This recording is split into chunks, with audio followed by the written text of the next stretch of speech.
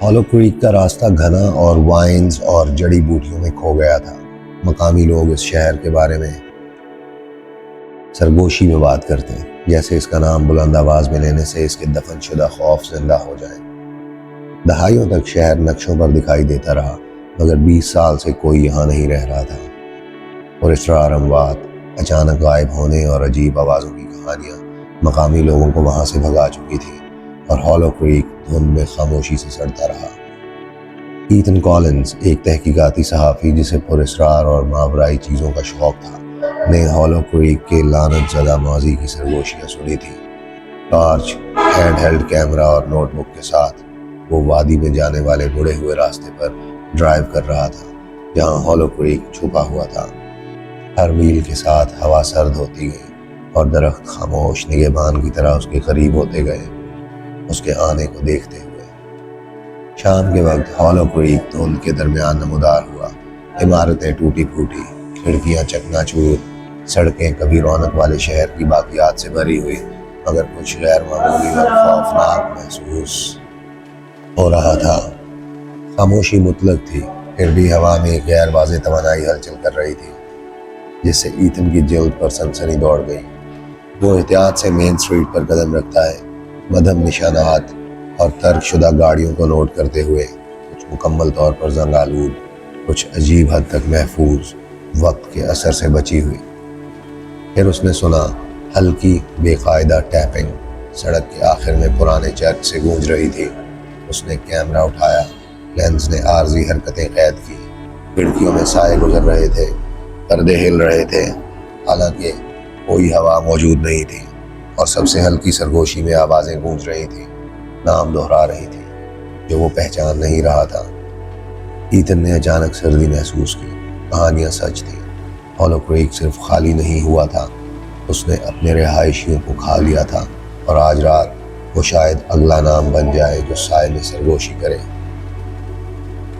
Athens ہالو crack میں مزید آگے بڑھا، ان مدھم لالٹینوں کی روشنی کی پیروی کرتے ہوئے جو بغیر کسی ماخذ کے نمودار ہوتی محسوس ہو رہی تھی۔ ہر قدم غیر معمولی طور پر گونج رہا تھا، جیسے شہر خود اس کی موجودگی کو بڑھا رہا۔ کھڑکیاں سیاہ آنکھوں کی طرح اس کی طرف دیکھ رہی تھی، اور ہر ٹوٹا ہوا نشانی بھولی ہوئی انتباہات سرگوشی کر رہا تھا۔ اس نے پرانے ٹاؤن ہال میں قدم رکھا، گرد اپنے ٹارچ کی روشنی میں گھوم رہا تھا، مکڑی کے جالوں پر پڑ رہا تھا جو فرش سے چھت تک پھیلے ہوئے تھے۔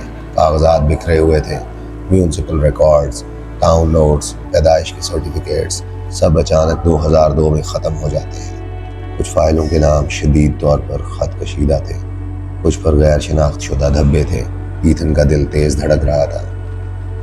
ایک کونے سے اس نے ہلکی کراہٹ سنی۔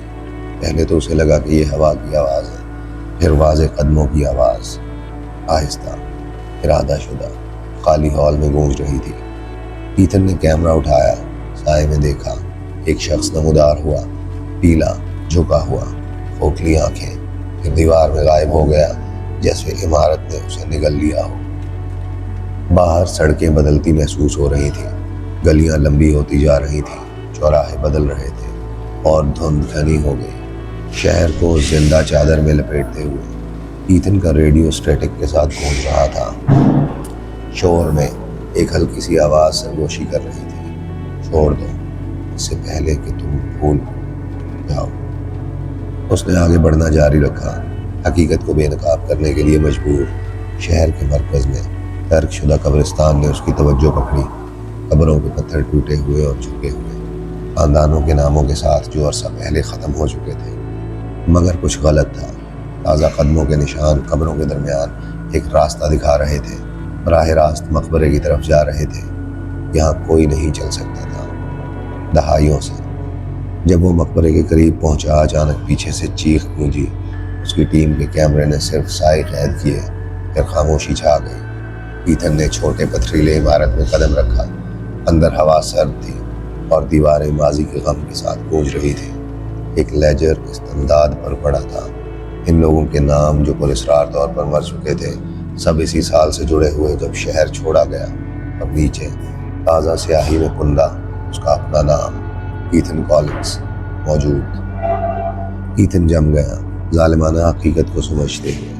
ہالو کریک صرف جانے نہیں لیتا تھا، یہ انہیں یادوں اور سائے میں محفوظ کرتا تھا، اور اس نے ابھی اسے اپنا اگلا گواہ، اپنا اگلا قیدی قرار دیا تھا۔ خوف اس کے اندر دوڑ گیا، مگر شہر نے کوئی راستہ نہیں دیا۔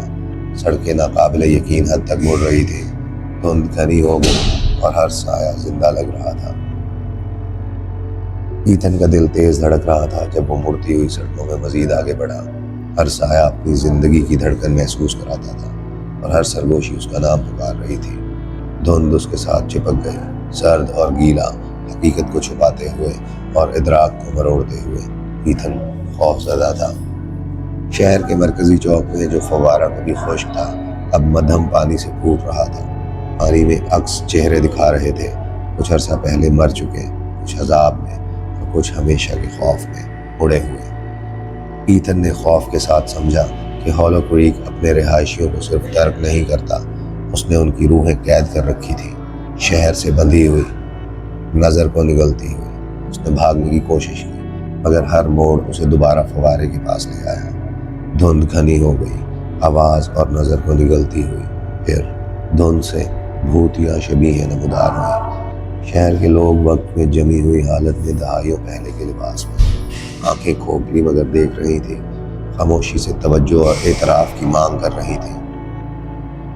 چوک کے مرکز میں ایتھن نے پرانے گھڑی کے ٹاور کو دیکھا۔ گھڑی پر صبح کے 2:17 رکے ہوئے تھے۔ وہ لمحہ جب آخری رہائشی دہائیوں پہلے غائب ہوا تھا، اسے احساس ہوا شہر وقت کے متعلق لوپ میں موجود تھا، ہر لمحے کو دوبارہ دہراتا ہوا۔ ہمت جمع کرتے ہوئے ایتھن نے بلند آواز میں کہا، ان زندگیوں کو تسلیم کرتے ہوئے جو یہاں قید تھی، میں تمہیں دیکھ رہا ہوں اور میں تمہیں یاد رکھتا ہوں، تم بھولے نہیں گئے۔ ہوا بدل گئی، دھند تھوڑی سی ہٹی اور لمحے کے لیے شہر انسان نما محسوس ہوا، صرف خوف کا نہیں بلکہ یادوں کا مقام۔ جیسے ہی صبح قریب آئی، ایتھن نے احتیاط سے اپنے قدم واپس لیے، ہالو کریک جیسے اعتراف کر رہا ہو۔ دھند اتنی ہٹی کہ وہ پرانے جنگل کے راستے کو دیکھ سکے جو مرکزی شاہراہ تک جاتا تھا۔ ایک بار پیچھے دیکھتے ہوئے شہر دھند میں تحلیل ہونے لگا، عمارتیں غائب ہو رہی تھیں۔ ہفتوں بعد فوٹیج اور تصاویر میں عجیب و غریب مظاہر دکھائی دیے، سائے جہاں کچھ نہیں تھا، آواز میں ہلکی سرگوشیاں اور ہر فریم کے کونے میں عارضی شبیہیں۔